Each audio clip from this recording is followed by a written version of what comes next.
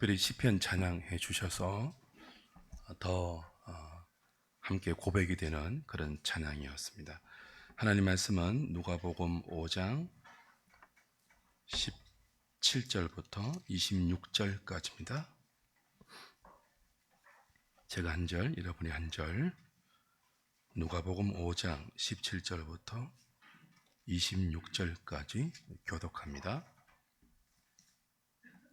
하루는 가르치실 때에 갈릴리의 각 마을과 유대와 예루살렘에서 온 바리새인과 율법 교사들이 앉았는데 병을 고치는 주의 능력이 예수와 함께 하더라.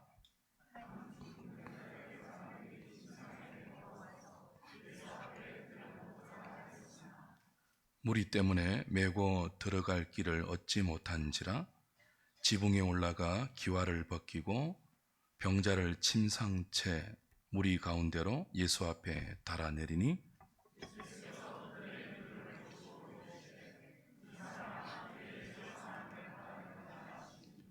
서기관과 바리새인들이 생각하여 이르되 이 신성 모독하는 자가 누구냐? 오직 하나님 외에 누가 능히 죄를 사하겠느냐?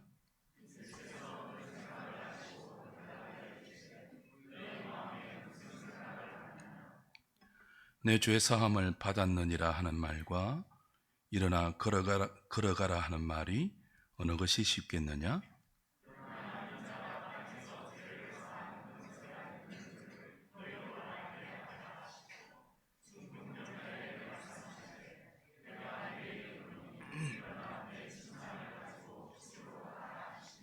25절, 26절 같이 봅니다.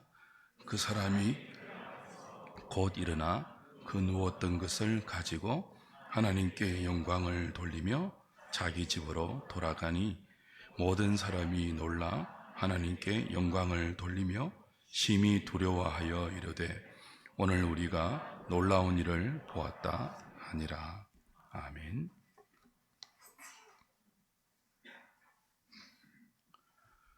가버나움의 한 중풍 병자가 친구들의 도움으로 지붕을 뚫고 예수님에게 나아가 병 고침을 받습니다.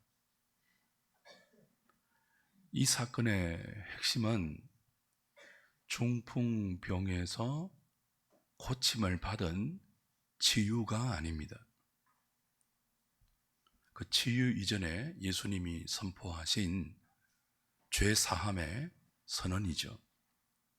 죄사함이라는 말이 20절, 21절, 23절, 24절에 4번이나 등장합니다. 그리고 이 죄사함이라는 단어가 이끌어가는 내용이 본문의 중심에 배치되어 있습니다. 이를 볼 때 누가는 이 본문을 통하여서 이 죄사함을 선언하시는 예수님의 선포를 강조하고 있죠. 앞뒤를 둘러싸고 있는 한 중풍병자의 치유는 그 죄사함의 선포를 장식하는 배경으로 등장합니다. 주님은 중풍병자의 병을 고치기 이전에 병 낫기를 바라는 그와 친구들의 믿음을 보시고 네 죄가 사함을 받았다고 죄 사함을 선언하십니다.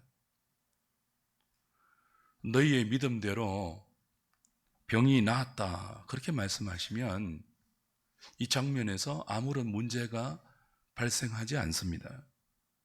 그런데 주님은 굳이 여기 있는 바리새인과 율법 교사들, 서기관들의 반발을 불러일으키실 줄 알면서 굳이 네 죄사함을 받았다 라고 선포하시죠. 그리고 바리새인들과 서기관들에게 이 사람이 누구간데 하나님만이 하실 수 있는 죄를 사한다고 하느냐, 신성모독죄가 아니냐라는 극렬한 반발을 불러 일으킵니다. 21절 다시 보십시오. 서기관과 바리새인들이 생각하여 이르되 이 신성 모독하는 자가 누구냐? 오직 하나님 외에 누가 능히 죄를 사하겠느냐?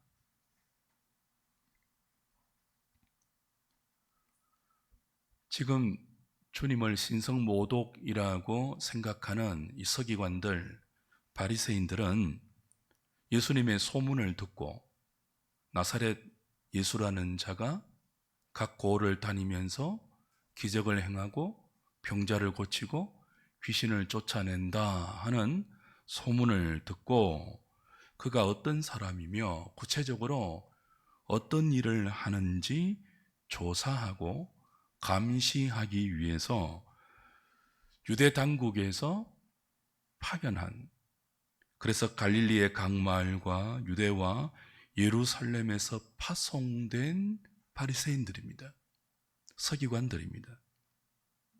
예수님은 중풍병자를 향하여 네 죄가 사함을 받았다 라고 말씀하실 때 이들이 어떤 반응을 보이고 자신의 이 말씀 때문에 어떤 공경을 그리고 어떤 도전과 어떤 공격을 받으실 줄 잘 알고 계십니다.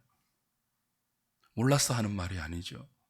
알고 계시는데도 굳이 네 죄사함을 받았다라고 선포하십니다. 다분히 의도적입니다. 왜 그렇게 하실까요? 왜 굳이 반발을, 그것도 신성모독이라는 엄청난 이 종교 기득권자들의 반발을 굳이 일으키실까요? 알게 하기 위해서죠. 24절입니다. 그러나 인자가 땅에서 죄를 사하는 권세가 있는 줄 너희로 어떻게 하게 하시려고요?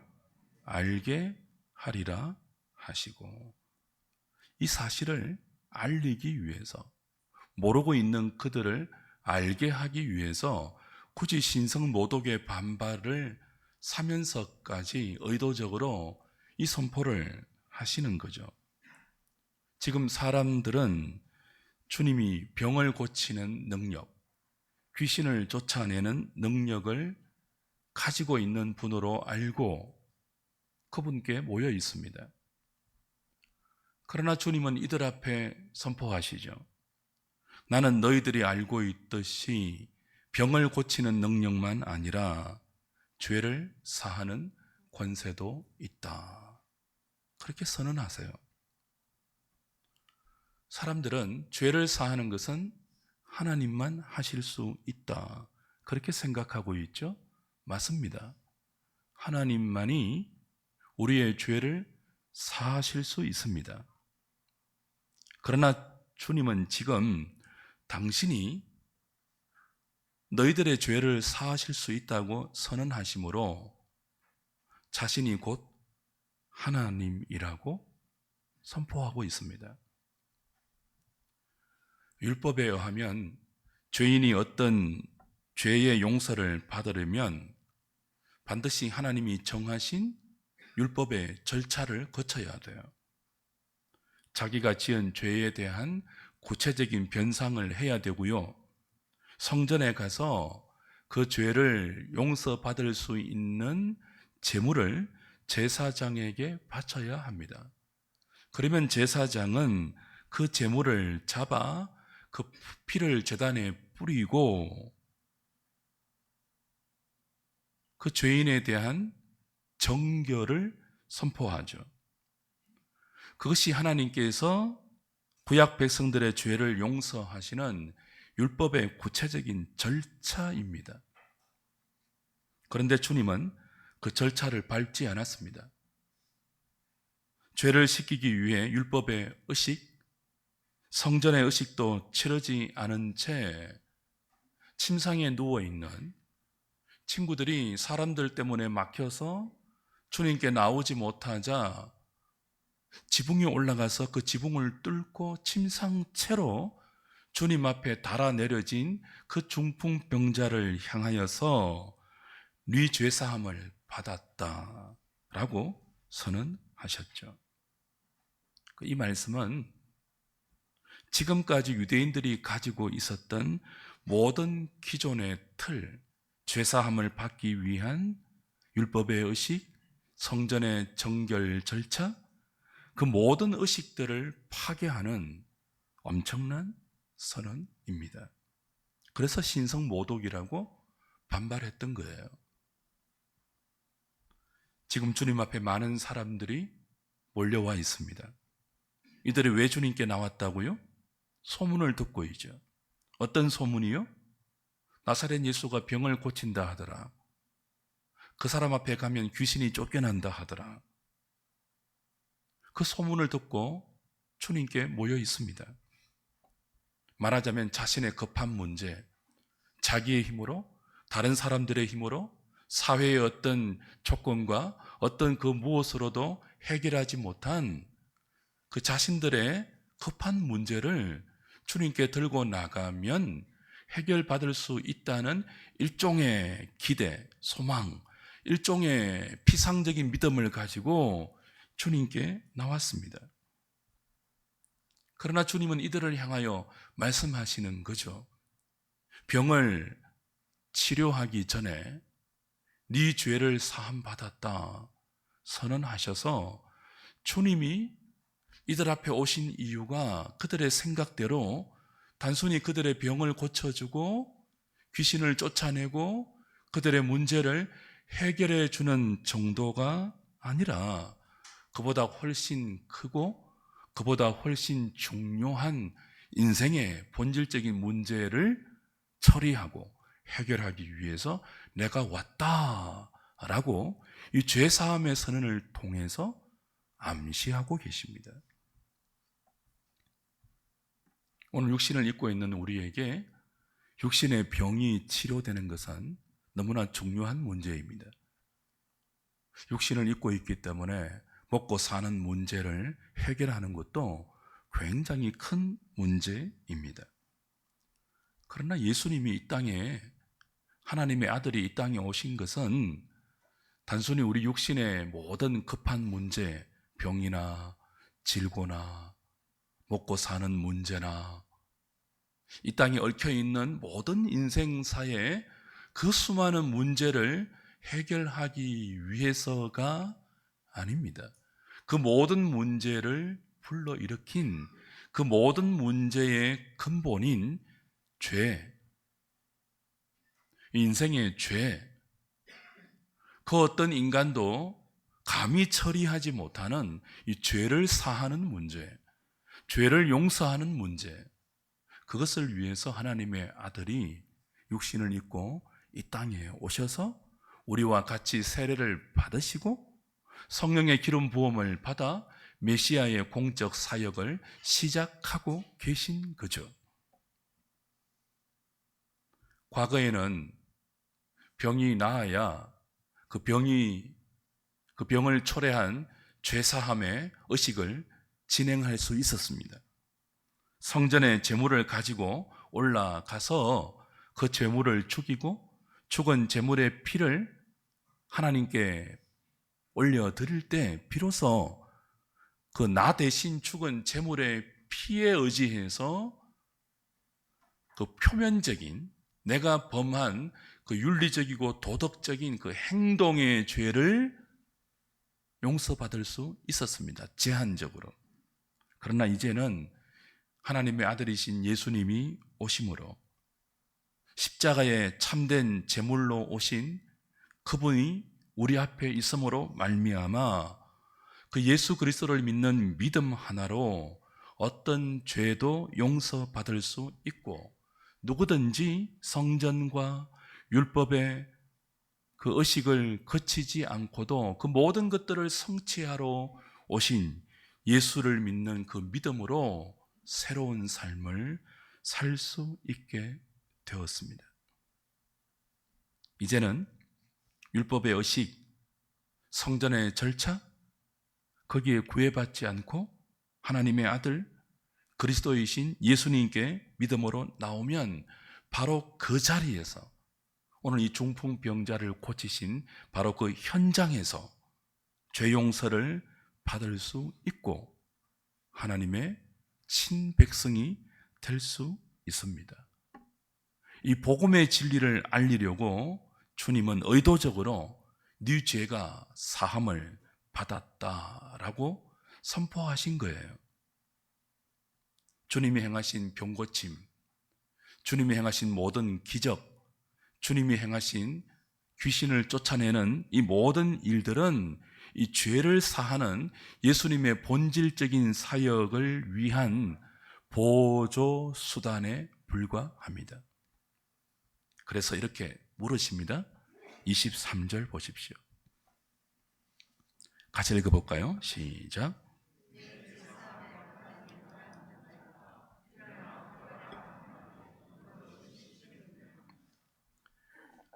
내 죄사함을 받았느니라 하는 말, 일어나 걸어가라 하는 말, 둘 중에 어느 것이 더 쉽겠습니까?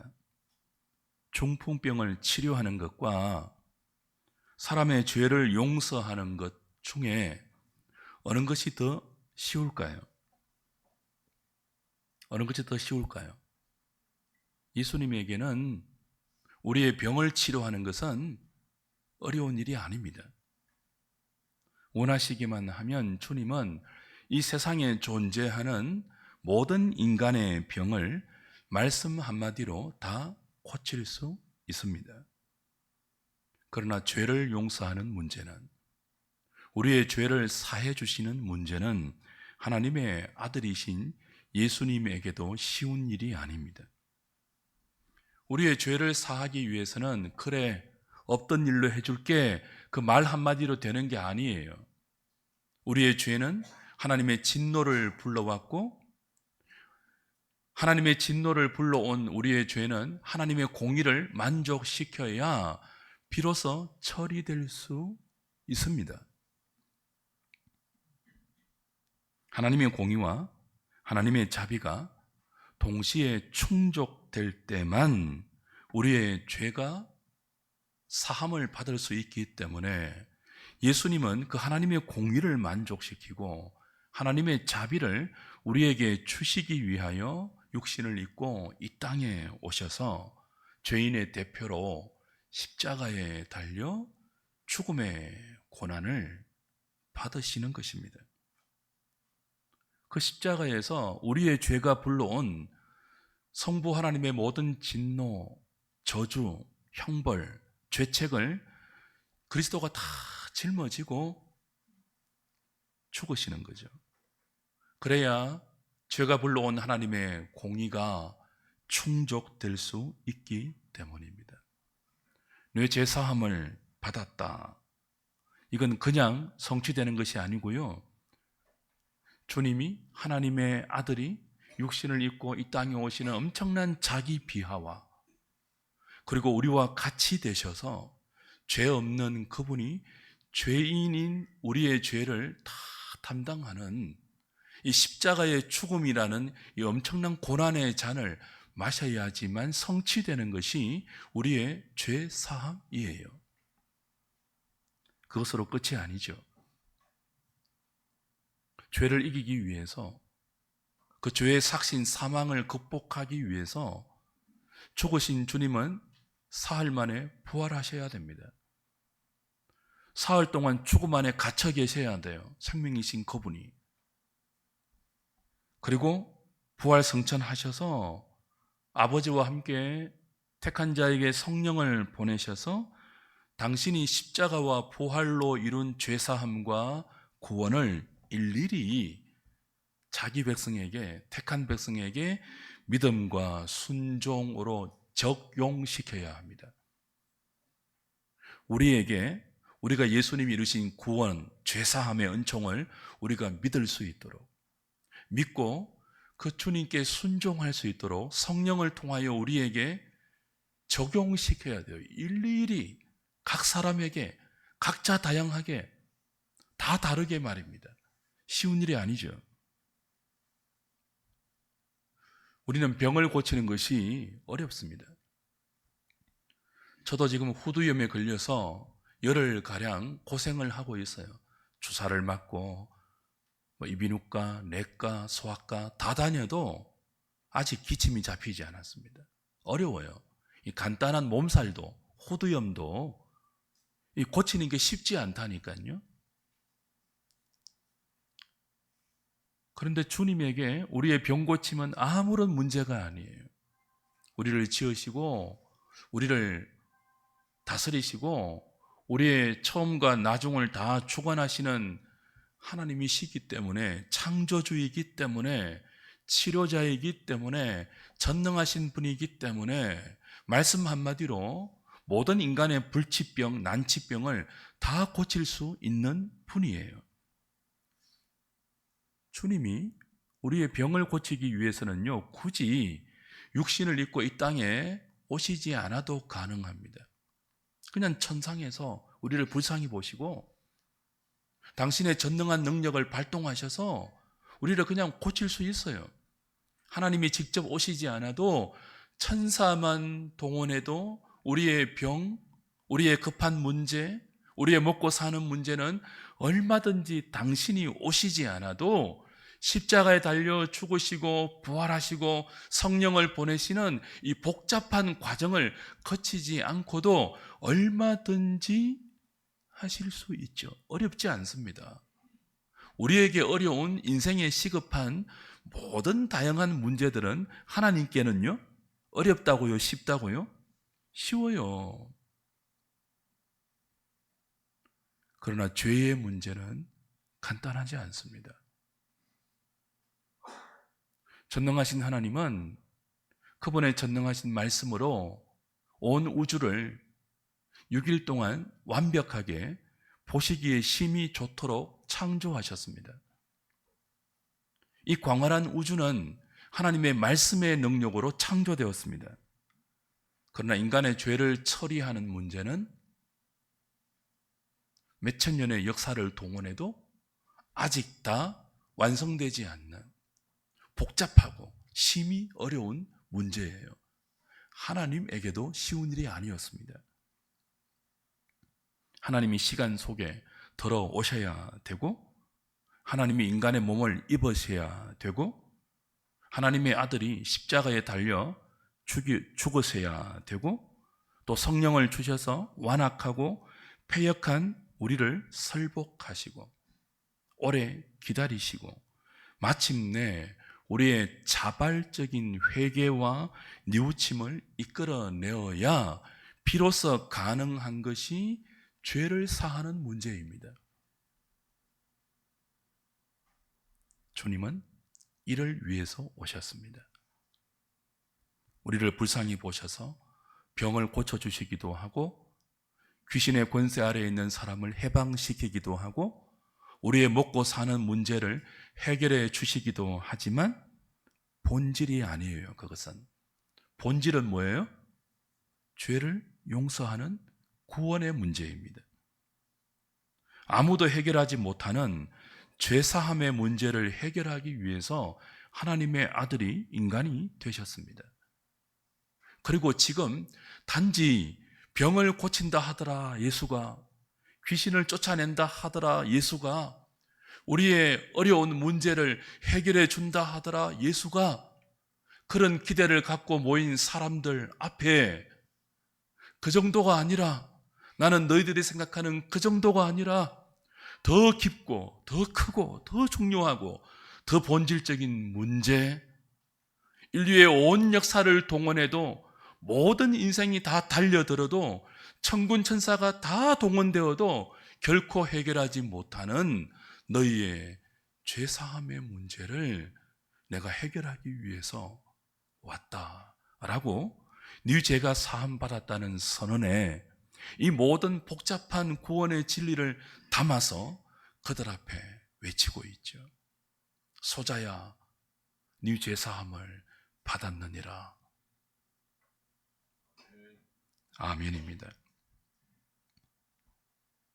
감사합니다. 주 안에 사랑하는 여러분, 우리의 고통이 크죠. 육신의 질병이 주는 아픔이 크죠. 먹고 사는 문제 해결하지 못했을 때 그 슬픔과 공고가 너무 크죠.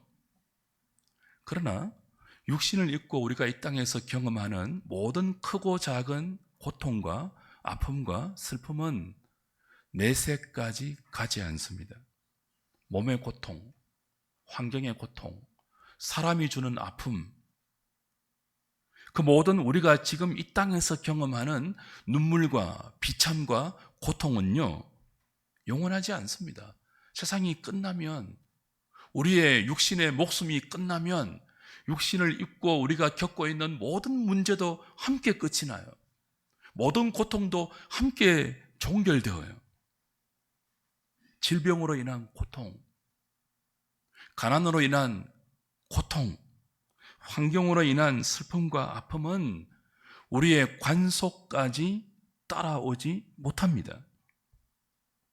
그러나 죄로 말미암는 이 본질적인 고통은 우리가 죽어 땅 속에 묻힌 후에도 하나님의 심판대 앞에 서는 그 순간까지도 끝나지 않고 영원토록 우리를 따라옵니다. 24절을 다시 보십시오. 그러나 인자가 땅에서 죄를 사하는 권세가 있는 줄을 너희로 알게 하리라.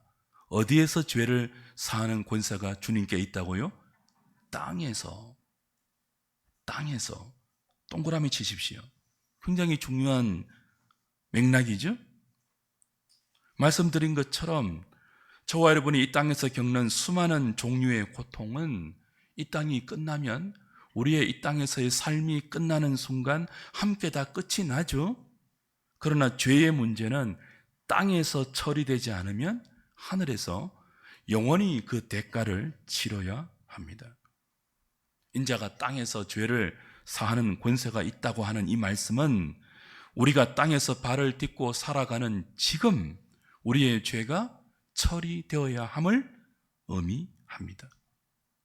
땅에서 용서받지 못한 죄는 하늘에서 용서되지 못합니다. 땅에서 풀면 하늘에서도 풀리고, 땅에서 매면 하늘에서도 매입니다. 이 땅에서 죄사함을 받지 못하면 하늘에서도 죄사함을 받지 못합니다.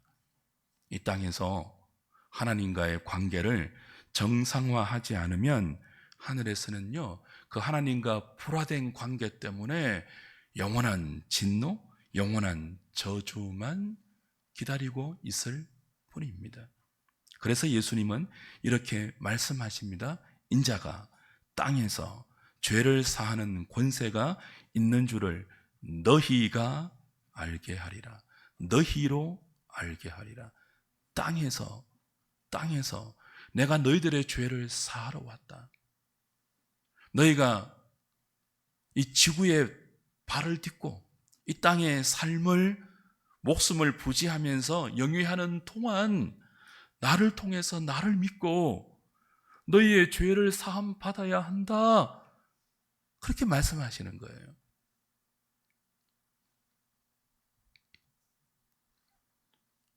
주 안에 사랑하는 여러분, 오늘 여러분은 무엇이 어렵다고 생각하십니까? 여러분의 인생에서 가장 어려운 게 뭐예요? 그 가장 어려운 것에 하나님의 도움을 구해야 하잖아요. 근데 여러분이 정말 여러분의 인생에서 정말 가장 어려운 이 일 하나님 도와주세요 라고 하는 그 부분이 뭐냐는 거예요. 어떤 사람은 결혼이 어렵다고 생각할 거예요. 어떤 사람은 유학 가서 공부하는 것이 어렵다고 생각할 거죠. 또 어떤 사람은 취직하는 것이 어렵다. 어떤 사람은 직장 생활하는 것, 인간관계, 어떤 사람은 장사하고 사업하는 것이 너무 어렵다. 하나님이 좀 도와주시면 좋겠다. 그런 생각을 다 할 수 있겠죠. 그런데 말입니다. 많은 사람이 자신의 죄를 용서받는 것은 그렇게 어렵게 생각하지 않는 것 같습니다. 수많은 그리스도인들이 내 죄를 용서받는 것은 교회에 나와서 예수 믿는다고 고백하면 그 고백만 하면 되는 것을로 쉬운 일로 생각을 하는 경향이 있습니다. 그러나 그렇지 않죠. 죄를 용서받는 일은요, 우리가 이 땅에서 힘겹게 살아가는 여러 가지 어려운 삶의 진실과는 비교가 안 될 정도로 어렵습니다. 우리는 은혜로 예수를 믿습니다. 은혜로 죄 용서함을 받았습니다. 그래서 쉽게 보일 수 있습니다. 공짜로 구원을 선물로 받았으니까요. 내가 노력하지 않았잖아요. 내가 죄를 사함받기 위해서 막 하늘에 이르기까지 노력한 적이 없잖아요. 바다 밑에까지 도달하는 그런 각고의 애씀을 기울인 적도 없잖아요. 그저 예수 믿는, 내 죄를 위해서 죽으시고 부활하신 그 예수를 믿는 믿음으로 죄를 용서받고 사망의 권세에서 해방되고 하나님의 자녀가 되고 구원을 얻었지 않습니까? 선물로 받았잖아요. 그래서 쉬운 걸로 생각하지만 결코 쉽지 않은 일이에요. 하나님의 입장에서는요, 중풍병자를 고치는 것과 우리의 죄를 사하는 이 둘의 비교는 비교가 안 될 정도로 후자가 훨씬 어려운 일입니다. 하나님의 아들이 인간이 되셔야 했습니다. 성부가 성자를 버려야 했습니다. 성자가 엘리 엘리 라마 사박다니, 아버지 아버지 왜 나를 버리십니까? 어찌하여 나를 버리십니까? 한 번도 아버지와 떨어져 본 적이 없는 그 성자 예수님이 아버지께 버림받아야 하는 일입니다. 아들과 아버지의 그 아픔과 고통을 통해서 우리에게 선물로 공짜로 주어진 은혜가 죄사함의 구원입니다. 진리의 눈을 떠서 우리의 생을 보면 우리 인생에서 가장 어렵게 이루어진 일이 우리가 예수 믿는 거예요. 우리가 죄 용서함을 예수의 이름으로 받은 거예요. 이것은 마치 넘지 못할 가장 높은 산맥의 봉우리를 넘는 것과 비슷한 일이죠. 가장 높은 산맥의 봉우리를 넘으면요, 동네 뒷산의 작은 산은 그 오르는 것이 일도 아니잖아요. 그럼에도 불구하고 저와 여러분은 여전히 이 병 고치는 문제, 우리 삶의 현실적인 문제가 훨씬 고통스럽고 어렵게 여깁니다. 그리고 느낍니다. 왜 그럴까요? 아직 우리가 진리에 대해서 무지하기 때문입니다. 아직 우리가 구원받기 이전, 죄 용서받기 이전의 가치관을 그대로 가지고 살기 때문입니다. 주 안에 사랑하는 여러분, 죄사함의 문제가 해결되지 않고 육신의 병만 해결되는 것은 그 기쁨이 잠시입니다. 하나님과의 관계가 회복되지 않은 채 이 땅에서 다른 사람과 문제가 없고 내 인생에 어려움이 없고 편하게 사는 것은 정말이지 아무것도 아닙니다. 이 땅의 삶이 잠깐의 이 땅의 삶이 끝나고 영원한 내세에 갔을 때 거기서 가장 중요한 문제는 죄사함의 문제입니다. 하나님과의 관계입니다. 이 땅에서 하나님과 어떤 관계로 살았느냐, 주 예수를 믿고 그 예수를 통한 아버지의 뜻에 순종하며 하나님을 사랑하고 살았느냐, 하나님과의 관계가 영원한 내세에서는 가장 중요한 문제입니다. 그러므로 인자가 이 땅에서 죄를 사하는 권세가 있다는 이 말, 우리가 예수를 믿고 죄 사함을 받았다는 이 말은 단순히 우리의 어떤 도덕적인 죄의 항목, 윤리적인 죄의 항목, 그 항목들을 없애주고 면제해 준다는 개념이 아니에요. 여러분은 이 말이 어떻게 느껴집니까? 인자가 땅에서 죄를 사하는 권세가 있다. 예수님이 우리의 죄를 용서하신다. 이런 말을 들을 때 어떤 이미지를 그리세요?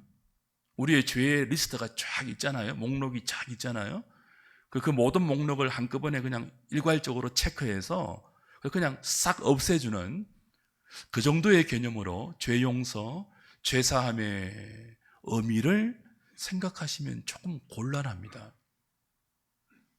죄 사함의 개념은, 죄를 용서받고 구원받았다는 개념은 그 우리의 도덕적이고 윤리적인 죄의 항목들을 면제해 준다는 정도가 아니고요, 훨씬 더 깊은 의미가 내포되어 있죠. 죄란 도덕적이고 윤리적이기 이전에 하나님과 단절된 상태 자체를 죄되었다, 죄다, 그렇게 성경은 정의합니다. 하나님과 끊겨진 상태, 하나님과 단절된 상태, 그 자기가 자기 인생을 책임지는 모든 삶의 걸음들이 구체적인 윤리적이고 도덕적인 행동으로 나타나지 않았다 할지라도 하나님과 끊어져 있는 모든 이 땅에서의 시간은 전부 죄입니다. 윤리적이고 도덕적인 죄는 그 하나님과 끊어진 결과일 뿐이죠.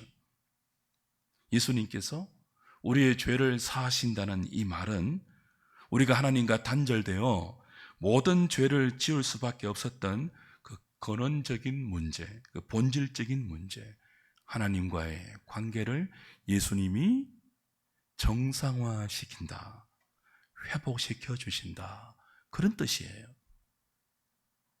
하나님을 배반해서 하나님을 잊고 하나님과 단절되어 하나님과 원수되어 하나님을 떠나 내 마음대로 살았던 삶의 자리에서 하나님을 향하여 돌아가고 무엇을 하든지 어디에 있든지 하나님과 연관되어 나의 존재가 펼쳐지는 그 하나님과 정상적인 관계로 회복된 것이 죄를 사하여 준다는 주님의 선언이 우리에게 가르쳐주는 본질적인 의미입니다. 주님은 우리의 죄를 사해 주심으로 우리를 다시 하나님 편으로 돌이켜 주십니다. 우리를 다시 하나님의 자녀라 불러 주십니다. 우리를 다시 하나님과 화목된 관계 속에서 하나님의 은혜와 복을 누리고 하나님의 기뻐하심을 우리의 소원으로 가져가는 그런 복된 삶이 되는 것을 죄를 사함받았다, 너의 죄가 용서받았다 라고 하는 주님의 놀라운 선언의 본의이죠. 이렇게 우리의 삶이 하나님과 회복된, 하나님과 화목된 상태로 정상화되는 것은 말씀 한마디로 되지 않죠. 우리 인생 전체를 통해서 우리의 지성, 우리의 의지, 우리의 감정이 성부가 성자를 이 땅에 보내셔서 십자가에 죽이시고 부활하셔서 성령을 보내어 우리를 믿게 하신, 그래서 하나님의 뜻을 알게 하신 그 하나님의 뜻에 우리의 지정의를 항복시키고 하나님의 뜻에 기꺼이 굴복된 우리의 실존이 하나님을 사랑하고 이웃을 사랑하는 하나님의 형상으로 지음받은 인생의 본래 자리를 회복하는 것, 그 인생의 참된 의미를 맛보며 사는 것, 그것이 죄를 사함받는 것인데 이것이 어떻게 말씀 한마디로 되겠습니까? 우리 인생 전체를 통해서 성부, 성자, 성령 하나님이 우리에게 다 달려들어서, 삼위 하나님이 여러분에게 다 달려들어서 하나님이 동원할 수 있는 모든 하나님의 신적 지혜와 신적 능력과 신적 권위와 신적 열심을 다 동원해서 우리의 지정의를 바꾸고 하나님이 기뻐하는 삶을 우리의 소원으로 안고 사는, 그것이 죄를 사해 주시는 의미인데 이것이 어떻게 쉽겠냐고요. 삼위 하나님에게도 어려운 일이에요. 그래서 다 분업하시죠. 성부 하나님은 이것, 성자 예수님은 이것, 성령 하나님은 이것, 분업하시되 함께 협업하셔서 우리의 처음과 나중을 복되게 하시고 우리의 이 실존을, 이 땅에서 우리의 남은 생애를 더럽고 추하고 부끄러운 삶이 아니라 이제는 하나님의 의도대로 천사들도 부러워할 만큼 하나님을 닮은 그 하나님의 형상을 지닌 이 성도들만이 살아낼 수 있는 그 복된 생명의 부요함 속에서 사람들에게, 우리에게 오래 참으신 하나님의 그 인자하심과 노하기를 더디하시는 그 자비하신 긍휼하심과 깊이를 알 수 없고 높이와 넓이와 길이를 알 수 없는 그 측량할 수 없는 하나님의 사랑을 이 우리의 부족하고 작고 보잘것없는 일상 속에서 우리의 존재를 통하여 하나님의 하나님 되심을 감히 우리를 통해서 나타내시고 털어내시고 선포하시는 목적이 죄를 사해 주시는 거예요.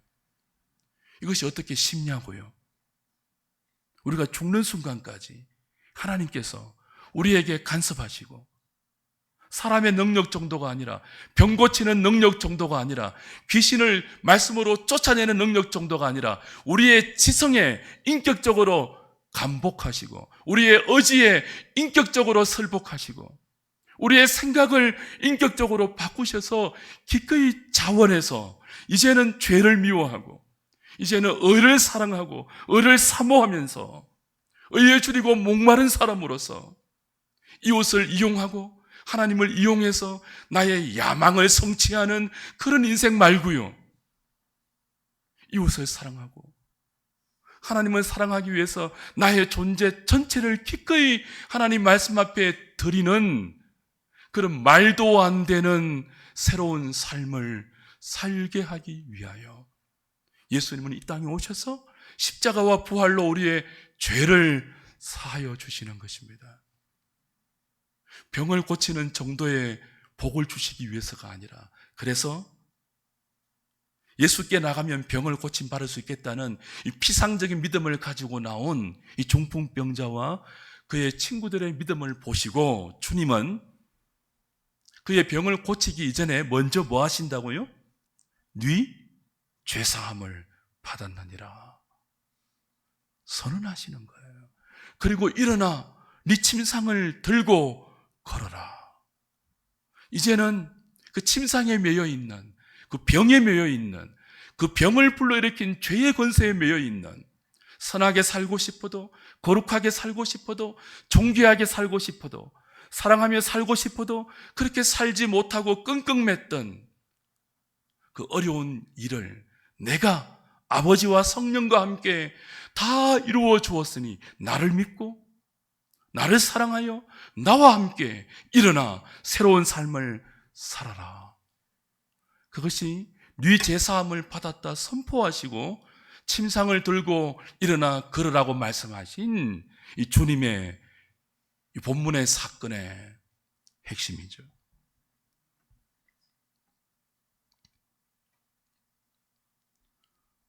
우리는 삼성을 위해서 태어나지 않았습니다. 현대를 위해서 태어나지도 않았습니다. LG를 위해서, 기업을 위해서, 우리의 직장 대표를 위해서 존재하지 않습니다. 삼성이, 현대가, LG가 우리의 영원한 내세를 보장해 주지 못합니다. 쓸 만큼 쓰고 버리겠죠. 직장에서 연봉 1,000만 원을 받으려면요 1억 원치를 수고해야 줍니다. 돈을 그냥 줍니까? 그러니 너무 삼성에게 충성하지 마십시오. 열심히 살아야죠. 누구보다 성실히 살아야죠. 땀 흘려야죠. 노력해야죠. 그러나 우리는 하나님을 위해서 태어났습니다.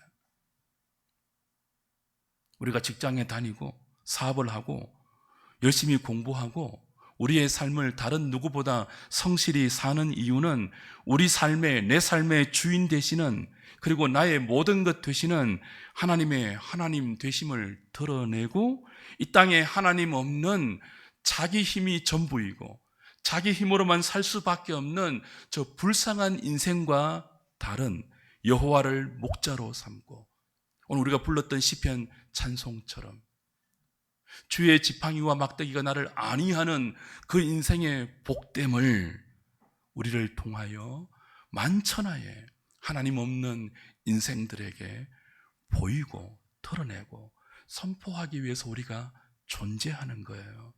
그걸 위해서 주님은 우리의 죄를 사해 주십니다. 그리고 병도 고쳐 주실 것입니다.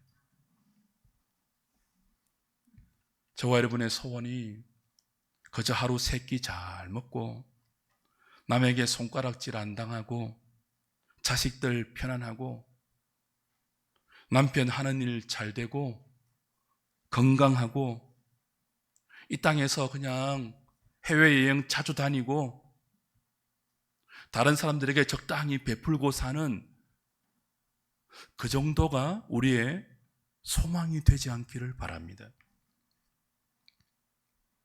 침상을 들고 일어나 걸으라 하신 주님, 네 죄가 사함을 받았다고 놀라운 은혜를 주신 주님은 우리 인생을 그 정도로 만족하는 존재로 만들기 위해서가 아니에요. 훨씬 우리에게는 높은 가치가 있습니다. 여러분 어떻습니까? 예수 믿는 것이, 예수 이름으로 죄를 용서받고 하나님의 자녀가 되고 이제 하나님의 그 돌보심과 일거수일투족 간섭해 주시는 그 놀라운 은총 속에 우리의 삶이 존재하는, 그래서 이 우리의 삶이 갖고 있는 가장 큰 소원이 무엇이냐고요. 다른 사람보다 그저 조금 더 편안하게 사는 것입니까?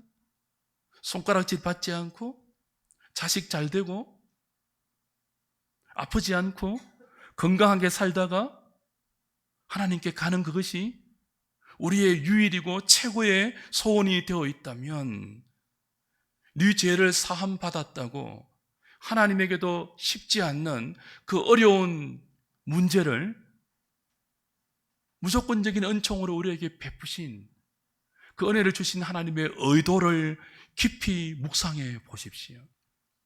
하나님은 저와 여러분들이 신적 성품에 참여한 하나님의 하나님 되심을 우리 인간된 우리의 남은 생애를 통해서, 우리의 일거수일투족을 통해서 우리가 존재하는 그곳에 그리스도의 향기를 날리는, 사망의 썩은 냄새 말고요, 생명의 아름다운 향기를 날리는 그리스도의 편지로, 그리스도의 대사로 우리를 부르셨습니다.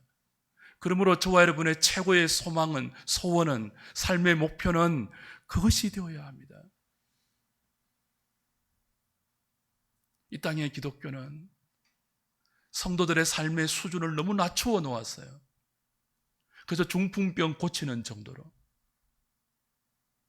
다른 사람보다 좀 더 높이 올라가고 빨리 가고, 그래서 그 높은 자리가 주는 그 모든 그 유익을 마음껏 누리고 사람들에게 좀 흘려보내는 정도로 죄에 대해서 자유하고 죄가 만들어낸 이 땅의 모든 비참과 불행을 극복하고 이겨내며 그 죄와 정반대의 생명과 거룩함을 유일하게 내뱉을 수 있는 그 생명의 존재로서의 존귀함을 나의 호흡과 나의 존재 자체에 담아내고 싶다는 그 소원을 성도들이 더 이상 가지지 않아요. 교회가 그 거룩한 소원을 성도들에게 가르치지 않아요.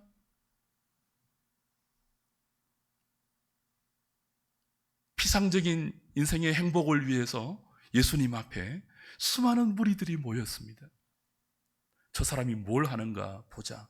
감시하고 조사하기 위해서 유대 종교 기득권자들이 파송한 감시단들이 예수님 앞에 있습니다. 그들 앞에 주님이 입을 열어 말씀하십니다. 너희들은 내가 병 고쳐주고 귀신 쫓아내어주고 너희들의 문제 해결해주고 눈물과 고통과 아픔을 씻어주는 그 인생의 해결사 정도로 나를 기대하고 내게 그런 피상적인 믿음을 가지고 나왔겠지만, 또 어떤 사람은 내가 어떤 일을 하는지 감시하기 위해서 나왔겠지만, 나는 병 고치는 능력 정도가 아니라 죄를 사하는 권세가 있는 하나님입니다. 하나님이 내가 너희와 똑같은 육신을 입고 인간으로 너희들 앞에 있는 이유는 너희들이 불러온 죄가 얼마나 치명적이고 그 죄가 얼마나 이 땅에 수많은 아픔과 고통을 산출해 내었는지를 모른 채 살아가고 있는 너희들을 새롭게 하기 위해서다. 일어나 네 침상을 들고 걸어가라. 이제는 나를 믿었으니 나와 함께 그 죄 용서의 은총을 받았으니 그 은혜 받은 자의 새로운 삶을 시작하라. 그렇게 선포하십니다. 오늘 저와 여러분도 그 새로운 믿음의 삶으로 발걸음을 떼어놓을 수 있기를 바랍니다. 너무 거창한 말을 하는가요, 제가? 그렇지 않습니다. 이게 어렵기 때문에, 이게 어렵잖아요. 어렵기 때문에 삼위 하나님이 다 달려들어서 당신의 능력으로 우리를 구원하셨고 당신의 사랑으로 지금도 우리를 인도하고 계시며 진리로 우리를 설복하시고 가르쳐서 그 삶으로 이끌어가고 계십니다. 예, 주님 알겠습니다. 항복하겠습니다. 당신의 뜻에 순종하겠습니다. 하나님의 목표에 우리의 소원을 두고 남은 우리의 생을 믿음으로 반응하면서 살아가겠습니다. 그렇게 결심하고 그렇게 남은 생애를 함께 주님과 함께 걸어가는 저와 여러분, 우리 모든 하누리 식구들 되시기를 주님의 이름으로 축복합니다.